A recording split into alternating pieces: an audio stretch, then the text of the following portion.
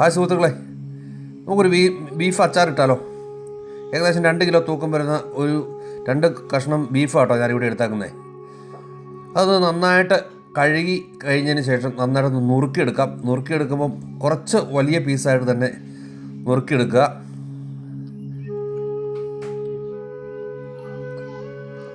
നമ്മൾ 2 kilo beef നുറുക്കിയെടുത്തിട്ടുണ്ട് കേട്ടോ. അത് നമുക്കൊരു പാത്രത്തിലേക്ക് ഇട്ടിട്ടേ ഒന്ന് മാറിനേറ്റ് ചെയ്യാൻ വെക്കാം. അതിനായിട്ട് നമ്മളൊരു 3 ടേബിൾ സ്പൂൺ മുളക് പൊടിയും 1 ടേബിൾ സ്പൂൺ മഞ്ഞൾപ്പൊടിയും കുറച്ച് ഉപ്പും ഒരു മുറി നാരങ്ങാനീരും കൂടെ ചേർത്ത് നന്നായിട്ടൊന്ന് മിക്സ് ചെയ്ത് നമുക്കൊന്ന് 3-4 മണിക്കൂർ നേരം ഫ്രിഡ്ജിൽ വയ്ക്കാം. നമ്മുടെ നാട്ടിലൊക്കെ പല ആൾക്കാരും ഇത് വേവിച്ചിട്ട് മസാല തേച്ച് വറക്കാറുണ്ട്. പക്ഷേ ഞാൻ അങ്ങനെയല്ല ചെയ്യുന്നത്. ഞാൻ ചെയ്യുന്നത് അല്ലാതെ തന്നെ പച്ചക്ക് തന്നെ വറക്കുക കേട്ടോ. നമ്മുടെ 2 നാരങ്ങ പിഴിയുമ്പോൾ പ്രത്യേകം ശ്രദ്ധിക്കണം, അതിൻ്റെ കുരു വരാതെ ശ്രദ്ധിക്കണം കേട്ടോ, അല്ലെങ്കിൽ ഭയങ്കര കയ്പ്പായിരിക്കും വറുത്തെടുക്കുമ്പോൾ. നമുക്ക് നന്നായിട്ട് മിക്സ് ചെയ്ത് നമുക്കിതൊരു 4 മണിക്കൂർ നേരം റെസ്റ്റിന് വെക്കാം ഫ്രിഡ്ജിൽ.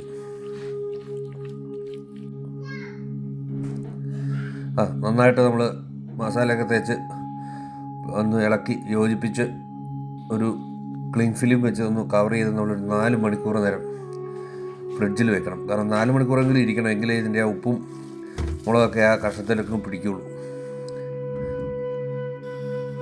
അപ്പോൾ ഈ സമയം നമുക്ക് ഇതിന് വേണ്ടിയിട്ടുള്ള മറ്റുള്ള ഇൻഗ്രീഡിയൻസ് ചേർക്കാം. ഞാൻ ആദ്യമായിട്ട് കുറച്ച് ഉലുവ കേട്ടോ വറുത്തെടുക്കുന്നത്.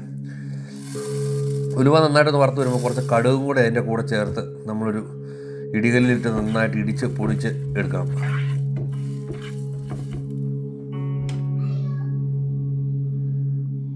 നന്നായിട്ട് ഒന്ന് വറുത്ത് വന്നാണ് നമുക്കതൊന്ന് പൊടിച്ചെടുക്കാം. ഉലുവാപ്പൊടിയൊക്കെ മേടിക്കാൻ കിട്ടും, പക്ഷേ ഇതിൻ്റെ ഒരു ഫ്ലേവർ വേറെയാണ്.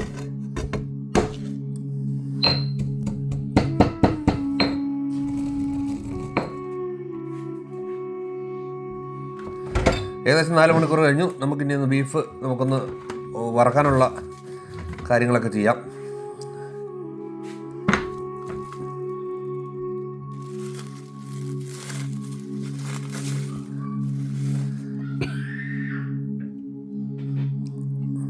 അപ്പോൾ അതിനായിട്ട് ഞാൻ നല്ലൊരു അലുമിനിയത്തിൻ്റെ ഉരുളി കേട്ടോ, നല്ല അടികട്ടിയുള്ള ഒരു ഉരുളി എടുത്തിരിക്കുന്നത്.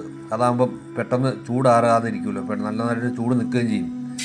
ഇതിലേക്ക് ഞാൻ ഒഴിക്കുന്നത് ഓയിലാട്ടോ, നമ്മുടെ സൺഫ്ലവർ ഓയിലാണ്. സാധാരണഗതിയിൽ നമ്മൾ നല്ലെണ്ണയാണ് ഒഴിക്കാറ് കേടാകാതിരിക്കാൻ വേണ്ടി. പക്ഷേ ഇത് ഞങ്ങൾ താമസിക്കുന്ന സ്കോട്ട്ലൻഡിലായതുകൊണ്ട് നല്ല തണുപ്പുള്ള ഏരിയ ആയതുകൊണ്ട് അങ്ങനെ എത്രത്തോളം പെട്ടെന്ന് കേടാകുകയില്ല. പിന്നെ വലിയ ക്വാണ്ടിറ്റി ഇല്ലല്ലോ. അപ്പോൾ നമുക്ക് ഓരോ പീസുകൾ അങ്ങനെ ഇട്ടിട്ട് നമുക്ക് ഒന്ന് വറുത്തെടുക്കാം. സാധാരണ കുക്കറിൽ വേവിച്ച് മസാല അടിച്ച് വറുത്തെടുക്കുകയാണെങ്കിൽ പെട്ടെന്ന് നമുക്ക് ഡ്രൈ ആയി കിട്ടും. പക്ഷേ ഇത് അല്പം സമയമെടുക്കും. എങ്കിലും ഇത്തരത്തിൽ ചെയ്താലുണ്ടല്ലോ നമുക്ക് എൻ്റെ ഈ മീറ്റ് ഒരിക്കലും ഉടഞ്ഞു പോവുകയില്ല, ഒരു കഷ്ണമായിട്ട് തന്നെ നിൽക്കും.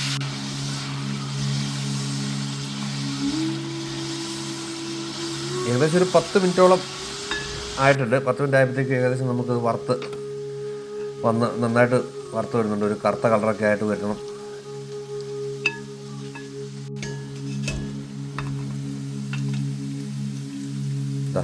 നമുക്ക് നന്നായിട്ട് വറുത്ത് വന്നിട്ടുണ്ട് കേട്ടോ. ഈ ഒരു പരുവത്തിൽ നമ്മൾ എടുത്തെടുക്കണം. ഒരുപാട് കരിയരുത്, ഒന്ന് ഡ്രൈ ആയാൽ മതി. നമുക്കറിയാൻ പറ്റും, ഇതിൻ്റെ നൊര വരുന്ന കാണാമല്ലോ. സാധാരണ വെള്ളത്തിൻ്റെ അംശമെല്ലാം പോയിട്ട് കിട്ടിയതാണ്. ഇത്ര വലിയ കഷ്ണമാണെങ്കിലും കണ്ടോ, നമ്മൾ വറുത്ത് വന്നപ്പോഴത്തേക്ക് അത് ചെറിയ കഷ്ണമായി. അപ്പോൾ നമ്മുടെ ബീഫെല്ലാം മൊത്തം വറുത്തെടുത്തിട്ടുണ്ട്. ഇനി നമുക്ക് അടുത്ത അച്ചാറിലേക്ക് പോകാം. അതിനായിട്ട് നമ്മൾ വറുത്തെടുത്ത ഓയിൽ തന്നെ അതിനകത്ത് ആ കരിയൊക്കെ മാറ്റി നമ്മളൊരു പാത്രത്തിലേക്ക് ആക്കിയിട്ടുണ്ട് കേട്ടോ. ആ ഓയിൽ തന്നെ നമ്മൾ ഉപയോഗിക്കുന്നത്. അപ്പോൾ ഇതിന് വേണ്ട ഇൻഗ്രീഡിയൻസ് ഉണ്ടല്ലോ. ഇതിനായിട്ട് നമുക്ക് ഇൻഗ്രീഡിയൻസ് വേണ്ട വെളുത്തുള്ളി 2ആയിട്ട് മുറിച്ചത്, അതുപോലെ ഇഞ്ചി ചോപ്പ് ചെയ്തത്, അതുപോലെ നമ്മുടെ പച്ചമുളക്, പിന്നെ ഉലുവയും കടുകും കൂടെ പൊടിച്ചെടുത്ത്, പിന്നെ കറിവേപ്പില ഉപയോഗിക്കുമ്പോൾ അതിൻ്റെ തണ്ടും കൂടെ കൂടിയിടണം കേട്ടോ. ഞാൻ തണ്ടും കൂടി ഇടാറുണ്ട്, കാരണം അതിൻ്റെ ഒരു ഫ്ലേവർ വേറെയാണ്. കറിവേപ്പില കുറച്ച് കൂടുതലിട്ടാലും കുഴപ്പമില്ല. പിന്നെ നമുക്ക് വറ്റൽമുളക്, ഇതും ഇമ്പോർട്ടൻ്റ് ഉള്ള കാര്യം കേട്ടോ. കുറച്ച് വറ്റൽമുളക് ചില ആൾക്കാരൊന്നും ഇത് ഇടാറില്ല, പക്ഷെ നല്ലതാണ് ചോറിൻ്റെ ഒക്കെ കൂടെ കഴിക്കാൻ. അപ്പോൾ നമുക്ക് തുടങ്ങിയാലോ. നമ്മുടെ ഓയിൽ, ബീഫ് വറുത്തെടുത്ത ഓയിൽ തന്നെ കേട്ടോ. ഉപയോഗിക്കുന്നത്. അപ്പോൾ നന്നായിട്ട് ചൂടായിട്ട് വന്നിട്ടുണ്ട്. അപ്പോൾ നമുക്ക് കുറച്ച് കടുക് ഇട്ട് കൊടുക്കാം. ചില ആളുകൾ കടുകും പൊട്ടിക്കുന്നത് കണ്ടിട്ടില്ല, പക്ഷേ എൻ്റെ നാട്ടിലും എൻ്റെ വീട്ടിലൊക്കെ ഉണ്ടാകുമ്പോൾ കടുക് പൊട്ടിക്കും. ഇവിടെ വറ്റൽമുളക് ഇട്ട് കൊടുത്തു. വറ്റൽമുളക് ഒന്ന് മൂത്ത് വരുമ്പോഴത്തേക്കും നമുക്ക് ഇവിടെ കറിവേപ്പില ഇട്ട് കൊടുക്കാം.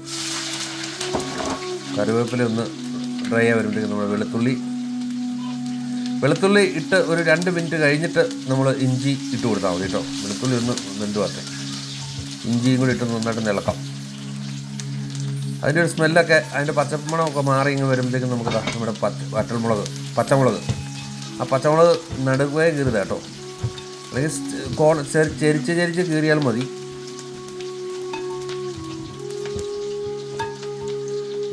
ഒരു 3 മിനിറ്റ് നമുക്കൊന്ന് ഇളക്കി നന്നായിട്ട് അതൊന്നൊന്ന് ഒരു ഹാഫ് വഴണ്ട് വന്നുവെച്ചാൽ മതി. ഒരുപാട് ഇത് നന്നായിട്ട് വഴണ്ട് വരണ്ട, ഒരു ഹാഫ്. കാരണം കടിച്ച് കിടക്കണം, എങ്കിലും ഒരു അച്ചാറിനൊരു ടേസ്റ്റ് ഉണ്ടാവും. അപ്പോൾ ഇതിലേക്ക് നമുക്ക് കുറച്ച് പൊടികൾ ആഡ് ചെയ്യാറുണ്ട്. നമ്മൾ മുളക് പൊടി ഇട്ടാണ് ഇറച്ചി മാരിനേറ്റ് ചെയ്തെങ്കിൽ തന്നെയും നമുക്കിതിന് കുറച്ച് കളറൊക്കെ കിട്ടാണ്ട് നമുക്ക് കുറച്ച് മഞ്ഞൾപ്പൊടി ഇട്ട് കൊടുക്കണം. അതേപോലെ തന്നെ ഒരു 2 ടീസ്പൂൺ കാശ്മീരി ചില്ലിയും 1 ടീസ്പൂൺ നാടൻ മുളക് പൊടിയും കൂടെ നമുക്ക് ഇതിനകത്ത് വേണം. ആവശ്യത്തിന് എരിവും വേണം, എന്നാൽ കളറും വേണം. കളറുണ്ടെങ്കിൽ അച്ചാറിനൊരു ഗുമുണ്ടാവും. നമുക്കൊന്ന് നന്നായിട്ട് ഇളക്കി കൊടുക്കാം.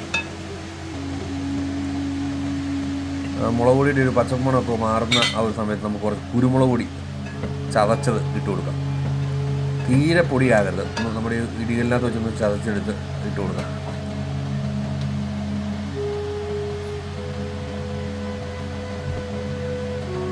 അതിനുശേഷം നമ്മുടെ കായം ഉണ്ടല്ലോ, കുറച്ച് കായം ഇടാം. അവസാനം ഇട്ടാലും മതി കായം, പക്ഷേ ഞാനിത് ആദ്യം ഇടുന്നത് കാരണം അതിൻ്റെ എല്ലാം ഒരു ഫ്ലേവറെല്ലാം കിട്ടുന്നുണ്ടെന്ന് അറിയാൻ വേണ്ടിയിട്ട്. സാധാരണ എല്ലാവരും എടുത്ത് വെക്കുന്നതിന് മുമ്പ് ഒന്ന് കായം ഇട്ട് ഇളക്കിയിട്ടേ വരുന്നത്. പിന്നെ നമ്മുടെ ഉലുവായും കടുകുകൾ പൊടിച്ചത് അതും ഞാൻ ഇതിനകത്ത് ആഡ് ചെയ്യുന്നുണ്ട് കേട്ടോ. ഒരു പകുതിയോളം ഞാൻ ഇടുന്നുണ്ട്. ബാക്കി നമുക്ക് അവസാനം അതിൻ്റെ ഒരു ഫ്ലേവറൊക്കെ നോക്കിയിട്ട് ഇടാം.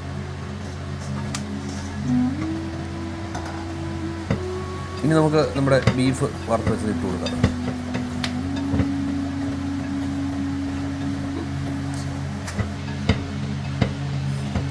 ഒരുപാട് നേരം നമ്മൾ പിന്നെ വേവിക്കേണ്ട കാര്യമില്ല. അത്യാവശ്യം നല്ല വെന്തിരിക്കുന്നതുകൊണ്ട് ഒരു മിനിറ്റ് നേരം ഒന്ന് ഇളക്കി എല്ലാം ഒന്ന് യോജിപ്പിച്ച് ഒന്ന് പിടിച്ച് കഴിയുമ്പോഴേക്കും നമുക്ക് കുറച്ച് വിനാഗിരി ഇതിനകത്തേക്ക് ഒഴിച്ചു കൊടുക്കും. അപ്പം കളർ കുറവായതുകൊണ്ട് ഒരു അല്പം കൂടെ മുളക് പൊടി ഇടുക കേട്ടോ.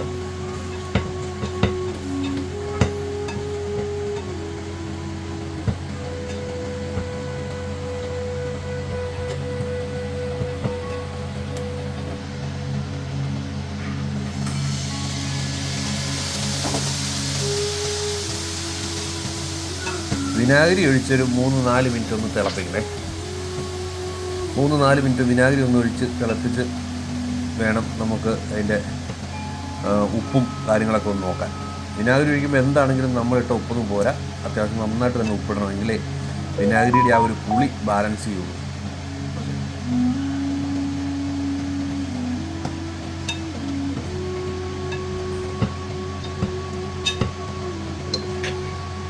ഞാൻ കുറച്ച് ഉപ്പിട്ട് കൊടുത്തിട്ടുണ്ട്.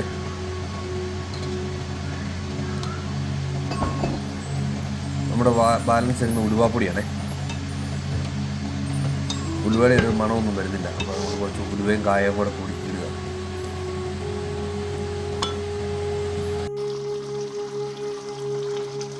ഇങ്ങനെ നിന്നാൽ മതി. നമ്മുടെ ബീഫെല്ലാം ഒന്ന് മുങ്ങി നിൽക്കുക. ഒരുപാട് വിനാഗിരി വേണ്ട. ബീഫെല്ലാം ഒന്ന് മുങ്ങി നിന്ന് ഒരു 2 മിനിറ്റ് തിളച്ച് യോജിച്ച് അതെല്ലാം ഒന്ന് ഗ്രേവി ടൈപ്പ് ആയി കഴിയുമ്പോഴേക്കും നമുക്കറിയാൻ പറ്റും അതിൻ്റെ ഒരു തിക്നെസ് ഗ്രേവിയുടെ. ഒരുപാട് ഓയിൽ വേണ്ട. നമുക്കൊന്നുണ്ടോ ഒന്ന് സ്പൂണിനകത്ത് കോരി എടുത്താൽ ഒരു കഷ്ണവും അതിൻ്റെ കുറച്ച് ലഗേജ് അറിയാലോ, ഈ നമ്മുടെ ഇഞ്ചിയും വെളുത്തുള്ളി എല്ലാം കൂടെ കൂടി കിടണം.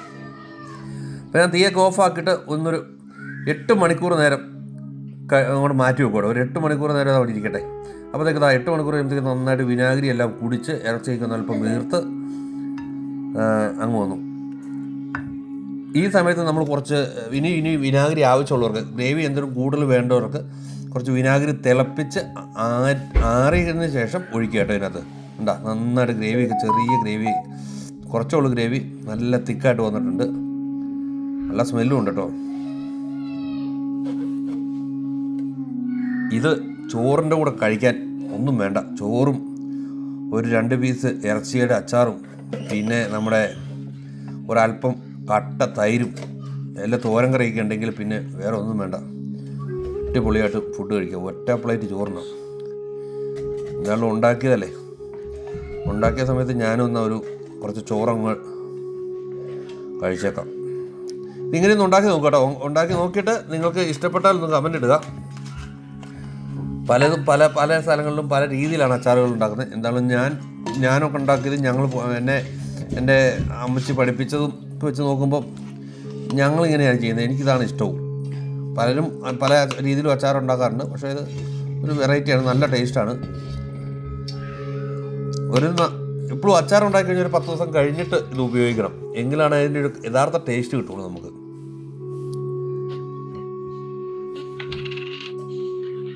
അപ്പോൾ ഞാൻ എന്തായാലും 5 ദിവസം കഴിഞ്ഞിട്ടാണ് ഈ ചോറിൻ്റെ വീഡിയോ എടുക്കുന്നത് കേട്ടോ. അപ്പോഴത്തേക്ക് ഇതുണ്ട്, നന്നായിട്ട് നല്ല ഗ്രേവി, ഒരുപാട് ഗ്രേവി ഇല്ലാതെ നല്ല കഷ്ണങ്ങളായിട്ട് തന്നെ കിട്ടിയ ഒരു അച്ചാറിൻ്റെ ആ ഒരു രീതിയിൽ തന്നെ.